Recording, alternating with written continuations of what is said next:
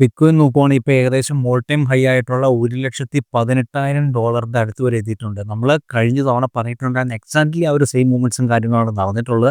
And കഴിഞ്ഞ തവണ നമ്മൾ എന്തൊക്കെ പ്രൈസ് മൂവ്മെൻറ്റ്സ് ആണ് ബിറ്റ്കോയിനിൽ നമ്മൾ പറഞ്ഞിട്ടുണ്ടായിരുന്നത്. ആൻഡ് ഇങ്ങനത്തെ നെക്സ്റ്റ് ബിറ്റ്കോയിൻ്റെ മൂവ്മെൻറ്റ്സും കാര്യങ്ങളും എന്തൊക്കെയാണെന്ന് നമുക്ക് നോക്കാം. ഓക്കെ, ഞാനിവിടെ ബിറ്റ്കോയിൻ്റെ ഡെയിലി ടൈം ഫ്രെയിമിലെ ചാർട്ടാണ് എടുത്തേക്കുന്നത്.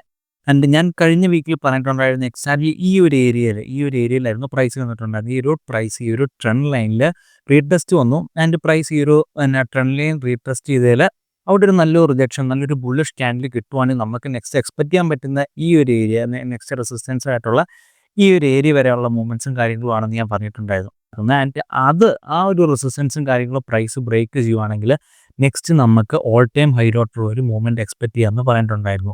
എക്സാക്ട്ലി നമ്മൾ പറഞ്ഞ പോലെ തന്നെ പ്രൈസ് ഈ ഒരു ട്രെൻഡ് ലൈനിൽ നിന്ന് പ്രൈസ് സപ്പോർട്ട് എടുത്തതിന് ശേഷം നമ്മുടെ ബിറ്റ്കോയിൻ്റെ ഓൾ ടൈം ഹൈ ആയ ഏകദേശം 1,11,000 ആ ഒരു ഡോളറിൻ്റെ മുകളിൽ പ്രൈസ് അവിടെ സസ്റ്റെയിൻ ചെയ്തായിരുന്നു. ആൻഡ് ഇപ്പോൾ കറൻ്റ്ലി പ്രൈസ് ഏകദേശം 1,18,882 എന്ന് പറഞ്ഞ ഒരു ഓൾ ടൈം ഹൈ വരെ പ്രൈസ് എത്തിയിട്ടുണ്ട്. നിങ്ങൾ ആരെങ്കിലും വിചാരിച്ചോ വെറും ഒരു $10 നിന്ന ഒരു ബിറ്റ്കോയിൻ്റെ വില ഇപ്പോൾ $1,18,000, ഏകദേശം $1 കോടി മുകളിലാണ് ഇപ്പോൾ ബിറ്റ്കോയിൻ്റെ വില. നിങ്ങൾ ആരെങ്കിലും ബിറ്റ്കോയിൻ ഹോൾഡ് ചെയ്യുന്നുണ്ടെങ്കിലോ നമ്മൾ കഴിഞ്ഞ വീക്കിൽ പറഞ്ഞിട്ടുണ്ടായിരുന്ന ഈ ഒരു മൂവ്മെൻറ്റ്സും കാര്യങ്ങളും നിങ്ങൾ ട്രേഡ് എടുത്തിട്ടുണ്ടെങ്കിൽ ജസ്റ്റ് നമ്മുടെ കമൻറ്റിലൊന്ന് പറഞ്ഞേക്കുക.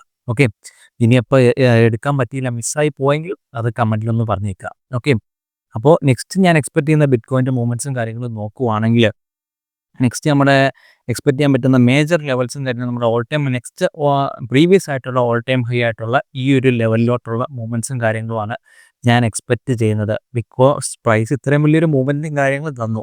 വില എന്ന് പറയുന്നത് മുകളിലോട്ട് പോകാൻ മാത്രമുള്ള സാധനമല്ലല്ലോ, അത് താഴോട്ട് വന്നാലാണ് വീണ്ടും മുകളിലോട്ട് പോകാനുള്ള ഒരു ഫ്യൂല് നമുക്ക് കിട്ടുള്ളൂ. അപ്പോൾ ഈ ഒരു മേലോട്ട് പോയ സാധനം വീണ്ടും റീട്രേസ് ചെയ്ത് വീണ്ടും പ്രൈസ് താഴോട്ട് വന്ന് അവിടുത്തെ ലിക്വിഡിറ്റിയും കാര്യങ്ങളും എടുത്തതിന് ശേഷം വേണം അതിന് മുകളിലോട്ട് പോകാനുള്ള ഫ്യൂല് പ്രൈസിന് കിട്ടാൻ വേണ്ടിയിട്ട്. അപ്പോൾ പ്രൈസിൽ മേജറായിട്ട് വരാനുള്ള ഏരിയ എന്ന് പറഞ്ഞാൽ നമ്മുടെ ഓൾ ടൈം ഹൈ ആയിട്ടുള്ള ഏകദേശം 1,12,000 മുതൽ ഓൾമോസ്റ്റ് ഒരു 1,11,722 എന്ന് പറഞ്ഞ ആ ഒരു റേഞ്ച് വരെയോ, അല്ലെങ്കിൽ ഈ ഒരു ഡെയിലി ടൈം ഫ്രെയിമിൽ പ്രൈസ് ഇത്രയും വലിയൊരു മൂവ്മെൻറ്റ്സ് തന്നപ്പോൾ നമുക്ക് ഇവിടെ ഒരു ഫെയർ വാല്യൂ ഗ്യാപ്പ് ക്രിയേറ്റ് ചെയ്തു. നല്ലൊരു ബുള്ളിഷ് ആയിട്ടുള്ളൊരു മൊമെൻറ്റം, ബയേഴ്സും വളരെയധികം ആക്റ്റീവായിരിക്കുന്ന ഒരു ഏരിയ ആ ഒരു പ്രൈസ് ബുള്ളിഷായി പോകുമ്പോഴാണ് നമുക്ക് ഈ ഒരു ഫെയർ വാല്യൂ ഗ്യാപ്പ് ഉണ്ടാകുന്നത്. അപ്പോൾ അവിടെ ഒരുപാട് ലിക്വിഡിറ്റീസ് ഉണ്ട്. നമ്മൾ പ്രീവിയസ് ആയിട്ടുള്ള വീഡിയോസിൽ ഒരുപാട് തവണ പറഞ്ഞിട്ടുള്ളതാണ്. അപ്പോൾ ഈ ലിക്വിഡിറ്റീസും കാര്യങ്ങളും പ്രൈസ് എടുത്തതിന് ശേഷം എന്താണ് സംഭവിക്കുന്നത്, മുകളിലോട്ടുള്ളൊരു ഇൻറ്റൻഷൻ കൂടും. അതുപോലെ തന്നെ നമ്മുടെ ഡെയിലി ടൈം ഫ്രെയിമിൽ ക്രിയേറ്റ് ചെയ്ത് വെച്ച ഇത്രയും വലിയൊരു ഹ്യൂജ് ആയിട്ടുള്ളൊരു ഫെയർ വാല്യൂ ഗ്യാപ്പ് ഉണ്ട് ഇവിടെ. ഈ ഒരു ഫെയർ വാല്യൂ ഗ്യാപ്പിൽ പ്രൈസ് വന്നതിന് ശേഷം അപ്സൈഡിലോട്ട് പോകാനുള്ള ഒരു ചാൻസ് വളരെ കൂടുതലാണ്. ഇതാണ് ഞാൻ നെക്സ്റ്റ് ബിറ്റ്കോയിനിൽ എക്സ്പെക്ട് ചെയ്യുന്ന മൂവ്മെൻറ്റ്സും കാര്യങ്ങളും. ആൻഡ് ഇനി നമുക്ക് ഗോൾഡിൻ്റെ നെക്സ്റ്റ് മൂവ്മെൻറ്റ്സും കാര്യങ്ങളും നോക്കാം. ഓക്കെ, ഇപ്പം ഞാൻ നമ്മുടെ ഗോൾഡിൻ്റെ ചാർട്ട് എടുത്തിട്ടുണ്ട്. 4 hourലെ ടൈം ഫ്രെയിമിലെ ചാർട്ടാണ്. നമ്മൾ പ്രീവിയസ് ആയിട്ട് പറഞ്ഞിട്ടുണ്ടായിരുന്ന അനാലിസിസും കാര്യങ്ങളും എന്തൊക്കെയായിരുന്നു, ആൻഡ് കറൻ്റ്ലി ഇപ്പോൾ നടന്നേക്കുന്ന ഗോൾഡിൻ്റെ പ്രൈസ് മൂവ്മെൻറ്റ്സ് എന്തൊക്കെയാണെന്ന് നമുക്ക് നോക്കാം. അപ്പോൾ നമ്മുടെ ഗോൾഡിൻ്റെ 4 hour ടൈം ഫ്രെയിമിലെ ചാർട്ട് എടുത്തിട്ടുണ്ട്. ആൻഡ് ഞാൻ പ്രീവിയസ് ആയിട്ടുള്ള വീക്കിൽ ഞാൻ പറഞ്ഞിട്ടുണ്ടായിരുന്നത് പ്രൈസ് ഈ ഒരു സപ്പോർട്ട് ഏരിയയിലോട്ട് സപ്പോർട്ട് എടുക്കാൻ വരുമായിരിക്കും. ആൻഡ് പ്രൈസ് ഇവിടുന്ന് അപ്സൈഡ് പോകാൻ പറ്റിയില്ലെങ്കിൽ നെക്സ്റ്റ് പ്രീവിയസ് ആയിട്ട് നമുക്ക് സപ്പോർട്ട് എടുക്കാൻ വരുന്നത് ഈ ഒരു സപ്പോർട്ട് ഏരിയയിലോട്ടായിരിക്കും. അതിനുശേഷമായിരിക്കും നമുക്കൊരു അപ്സൈഡ് മൊമെൻറ്റം കാണുന്നതെന്ന് ഞാൻ പറഞ്ഞിട്ടുണ്ടായിരുന്നു. അത് ഏകദേശം ഓൾമോസ്റ്റ് ഒരു സപ്പോർട്ടായിട്ടുള്ള 3,300 മുതൽ 3,295 എന്ന് പറഞ്ഞ ആ ഒരു സപ്പോർട്ട് ഏരിയ വരെയാണ് ഞാൻ പറഞ്ഞിട്ടുണ്ടായിരുന്നത്. ആ ഒരു സപ്പോർട്ട് ഏരിയയിലോട്ട് പ്രൈസ് ഡൗൺ ആയി വന്നിട്ടുണ്ട്. ആൻഡ് അവിടുന്ന് കറങ്ങി പ്രൈസ് സപ്പോർട്ട് എടുത്ത് അപ്സൈഡിലോട്ട് ഒരു മൊമെൻറ്റം തന്നിട്ടുണ്ട്. അപ്പോൾ നമ്മൾ പറഞ്ഞ അത് സെയിം മൂവ്മെൻറ്റ്സും കാര്യങ്ങളും നടത്തിയിട്ടുണ്ട്. ഇത് നിങ്ങൾ ഗോൾഡിൽ ഏതെങ്കിലും ട്രേഡ്സും കാര്യങ്ങളും ഇനിഷ്യേറ്റ് ചെയ്തിട്ടുണ്ടെങ്കിൽ അതൊന്ന് കമൻറ്റിൽ പറയുക. ഓക്കെ, ആൻഡ് ഇനി ഞാൻ നെക്സ്റ്റ് ഗോൾഡിൽ എക്സ്പെക്ട് ചെയ്യുന്ന നെക്സ്റ്റ് വീക്കിലോട്ട് ഞാൻ എക്സ്പെക്ട് ചെയ്യുന്ന കാര്യങ്ങൾ എന്ന് പറഞ്ഞാൽ, ഇപ്പോൾ കറൻ്റ്ലി നിൽക്കുന്ന ഒരു പ്രൈസ് എന്ന് പറഞ്ഞാൽ ഒരു റെസിസ്റ്റൻസ് ഏരിയയിലും കാര്യങ്ങളാണ് പ്രൈസ് ഇപ്പോൾ കറൻ്റ്ലി നിൽക്കുന്നത്. നോക്കാം നമുക്ക്. ആൻഡ് ഇവിടുന്ന് പ്രൈസ് ഈ ഒരു റെസിസ്റ്റൻസ് ആയിട്ടുള്ള ഈ ഒരു ഏരിയ പ്രൈസ് ബ്രേക്ക് ചെയ്യുവാണെങ്കിൽ ഈ ഒരു ഓൾമോസ്റ്റ് ഒരു 3,368 മുതൽ 3,360 ആ ഒരു റേഞ്ച് വരെയുള്ള ഒരു നല്ലൊരു റെസിസ്റ്റൻസ് ഏരിയയിലാണ് പ്രൈസ് ഇപ്പോൾ കറൻ്റ്ലി നിൽക്കുന്നത്. ഒരു 4 hour ടൈം ഫ്രെയിമിൽ അവിടുന്ന് പ്രൈസ് ഹോൾഡ് ചെയ്യാൻ പറ്റിയില്ല, പ്രൈസ് റിജക്റ്റ് ചെയ്യുവാണെങ്കിൽ നെക്സ്റ്റ് ഞാൻ എക്സ്പെക്ട് ചെയ്യണേ, ഞാൻ പ്രീവിയസ് വീക്കിൽ പറഞ്ഞിട്ടുണ്ട് ആ ഒരു സെയിം ഒരു സപ്പോർട്ട് ഏരിയയിലോട്ടാണ്. അതല്ല, പ്രൈസ് ഇവിടുന്ന് ഈ ഒരു റെസിസ്റ്റൻസ് ഏരിയ പ്രൈസ് ബ്രേക്ക് ചെയ്യുവാണെങ്കിൽ നെക്സ്റ്റ് ഞാൻ എക്സ്പെക്ട് ചെയ്യുന്ന എൻ്റെ ഫസ്റ്റ് ടാർഗറ്റ് എന്ന് പറഞ്ഞു കഴിഞ്ഞാൽ ഈ ഒരു റെസിസ്റ്റൻസ് ആണ്. ഓൾമോസ്റ്റ് നല്ല രീതിയിൽ തന്നെ ഒരു റെസിസ്റ്റൻസ് എടുത്തിട്ടുള്ള ഒരു ഏരിയയാണ് ഈ ഒരു ഗോൾഡിലെ ഈ ഒരു 4 hour ടൈം ഫ്രെയിമിലെ ഈ ഒരു ഏരിയ. ഓൾമോസ്റ്റ് ഒരു 3402 മുതൽ 3392 എന്ന് പറഞ്ഞ ആ ഒരു നല്ലൊരു റെസിസ്റ്റൻസ് ഏരിയയാണ് ഞാൻ എൻ്റെ ഫസ്റ്റ് ടാർഗറ്റായിട്ട് വെക്കുന്നത്.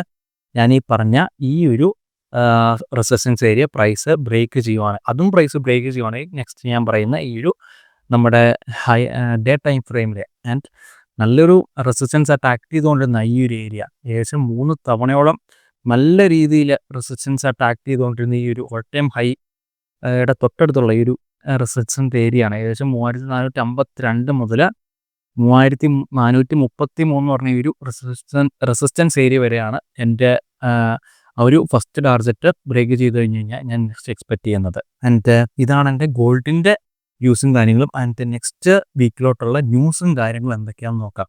നമ്മുടെ ഒരു ട്രേഡിൽ വളരെ ഇമ്പോർട്ടൻ്റ് ആയിട്ടുള്ള ഒരു കാര്യമാണ് ന്യൂസും കാര്യങ്ങളും. അതറിയാണ്ട് നമ്മൾ ട്രേഡ് എടുക്കുവാണെങ്കിൽ നമുക്ക് വളരെ വലിയ ലോസും കാര്യങ്ങളും ഉണ്ടാവും. അപ്പോൾ അത് അറിഞ്ഞിട്ട് ട്രേഡ് കൊടുക്കുകയാണെങ്കിലോ നമുക്ക് ആ ട്രേഡിൻ്റെ സമയത്ത് നമുക്ക് എക്സിറ്റ് ആവുക, അല്ലെങ്കിൽ നമുക്ക് അവോയ്ഡ് ചെയ്യുകയോ ലോസ് വരുത്താതെ നമുക്ക് പിടിച്ചു വെക്കുകയൊക്കെ ചെയ്യാം. ഓക്കെ, അപ്പോൾ എന്താണ് നെക്സ്റ്റ് വീക്കിലോട്ടുള്ള ന്യൂസും കാര്യങ്ങളും നമുക്ക് നോക്കാം. അപ്പോൾ നെക്സ്റ്റ് വീക്കിൽ നോക്കുകയാണെങ്കിൽ മൺഡേ നമുക്ക് ന്യൂസും കാര്യങ്ങളും ഒന്നും തന്നെയില്ല. ആൻഡ് ട്യൂസ്ഡേയും USDയിലും ന്യൂസും കാര്യങ്ങളും ഒന്നുമില്ല. ആൻഡ് വെനസ്ഡേ നോക്കുവാണെങ്കിൽ USDയിൽ ഒരു ന്യൂസ് ഉണ്ട്. 11:30 PM ഫോമിക് മീറ്റിംഗ് മിനിറ്റ്സ് എന്ന് പറയുന്ന ഒരു ഹൈ ഇമ്പാക്ട് ന്യൂസ് ഉണ്ട് വെനസ്ഡേയിൽ 11:30 PM. അതൊന്ന് മാർക്ക് ചെയ്ത് വെച്ചേക്കുക. ആൻഡ് തേഴ്സ്ഡേ നോക്കുവാണെങ്കിൽ നമുക്കൊരു ന്യൂസ് ഉണ്ട് 6 PM അൺഎംപ്ലോയ്മെൻറ്റ് ക്ലെയിംസ് എന്ന് പറഞ്ഞ ഒരു USDയിൽ ഹൈ ഇമ്പാക്റ്റ് ആയിട്ടുള്ള ഒരു ന്യൂസ് ഉണ്ട് USDയിൽ. ഓക്കെ, ആൻഡ് ഫ്രൈഡേ നമുക്ക് ന്യൂസും കാര്യങ്ങളൊന്നുമില്ല USDയിൽ. നമ്മൾ മേജറായിട്ട് USD മാത്രമാണ് പറയുന്നത്, ബിക്കോസ് ഒരു USDനെ അഫക്റ്റ് ചെയ്യുന്നതാണ് ഈ ഒരു ഗോൾഡിൻ്റെ ഒരു പ്രൈസ് മൂവ്മെൻറ്റ്സ്.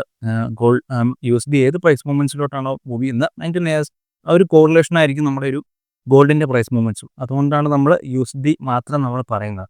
ഓക്കെ, അപ്പോൾ USDയിൽ മേജറായിട്ടുള്ള ന്യൂസും കാര്യങ്ങളും Wednesday 11:30 PM and Thursday 6 PM നമുക്ക് മേജറായിട്ടുള്ള ന്യൂസും കാര്യങ്ങളും വരുന്നത്. അപ്പോൾ നിങ്ങൾ ട്രേഡ്സും കാര്യങ്ങളും ഇനിഷ്യേറ്റ് ചെയ്യുന്നതിന് മുമ്പ് ന്യൂസും കാര്യങ്ങളും പ്രോപ്പറായിട്ട് നോക്കി നിങ്ങളുടെ സ്ട്രാറ്റജി എല്ലാം പക്കയാണ് നോക്കി ഇമോഷൻസും റിസ്ക് മാനേജ്മെൻറ്റ് എല്ലാം പ്രോപ്പർ ആയതിനു ശേഷം മാത്രം എൻട്രിയും കാര്യങ്ങളും എടുക്കുക. ഓക്കെ, അപ്പോൾ എല്ലാവർക്കും ഹാപ്പി ട്രേഡിങ്.